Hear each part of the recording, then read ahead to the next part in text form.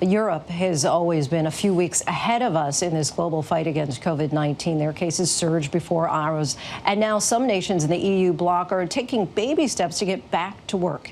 Maggie Rulli has this report.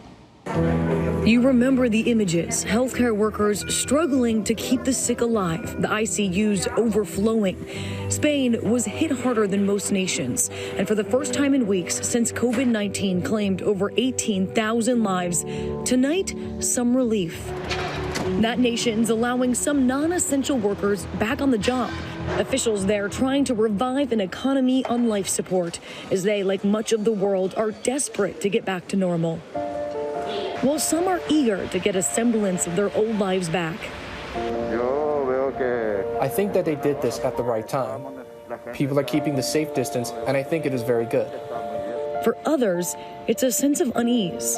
The situation is a bit strange because you still see a few people on the streets. We are all confined, and I feel a bit strange. In Madrid, those who venture out are handed face masks, courtesy of the government.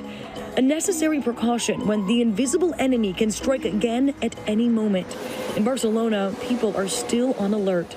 I've been a month in quarantine now. Everyone is taking a lot of measurements. The streets are still very empty, so you're able to take your distance from everyone. And I think it's a matter of taking the right precautions yourself. Some of the businesses allowed to resume include those working in construction and manufacturing. Others working in shops and bars and public spaces must wait almost 2 more weeks while officials closely monitor the infection rate.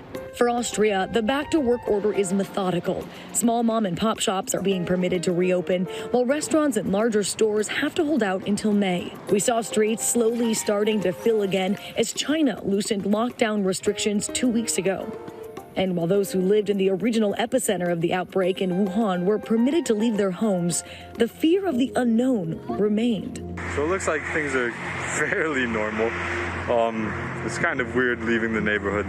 There's still like all these guards set up and stuff, and you have to scan a QR code to get out.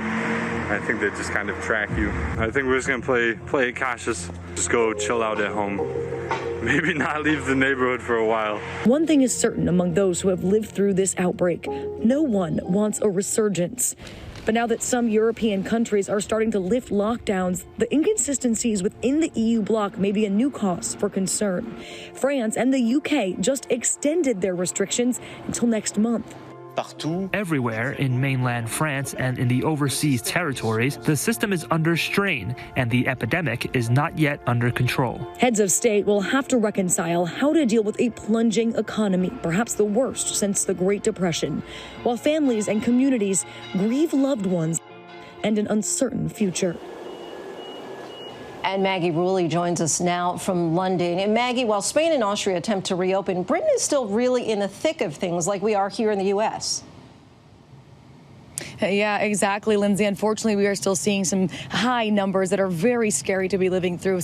More than 700 deaths again today in the UK. We saw more deaths, more hospitalizations over yesterday. And that's why, unlike some of our neighbors here in the UK, we're extending this lockdown. We're expected to extend it for weeks, although the exact length of that extension is still somewhat unknown. We're not alone, though. France is also extending their lockdown, which, Lindsay, leads to so many questions about what's going to happen here in Europe. When you have some countries, like you mentioned, Austria, Spain, Italy starting to tentatively loosen up some of these lockdowns. Then you have the UK and France getting stricter and tightening up. You know, it begs the question, what's the future going to look like? Is there going to be a new normal with borders open and trade freely and supply chains operating? Or is this the new normal that we're going to have to get used to? So even as some countries are opening up, there's still so many questions, Lindsay. And Maggie, as you know, today the IMF released a dire warning saying the global economy could be plunging into its worst period since the 1930s, talking, of course, about when the Great Depression happened. How is the European bloc handling the crushing job losses? Yeah, well, Lindsay, this whole thing started off as a medical crisis, but now it's quickly becoming an economical crisis as well. And here in the EU, we're seeing this firsthand. We know that millions are potentially going to be out of work, and the governments are trying to step up. We're seeing an unprecedented stimulus package here in the EU with more than 1 million companies across the continent that have signed on, saying they're going to try to avoid having to lay off their workers. But there was just still so much unknown. And just today, the UK came out telling people here, warning us to prepare for some tough times ahead financially, and even even, Lindsay, telling people that they're not going to be able to support every household, every business. So these kind of warnings are stark. They are hard to hear. But unfortunately, we know we're not alone. Nearly every country in the world is going to be dealing with this kind of economic crisis, Lindsay. Maggie Rulli, thanks for reporting in again for us tonight. Hi, everyone. George Stephanopoulos here. Thanks for checking out the ABC News YouTube channel. If you'd like to get more videos, show highlights, and watch live event coverage, click on the right over here to subscribe to our channel. And don't forget to download the ABC News app for breaking news alerts. Thanks for watching.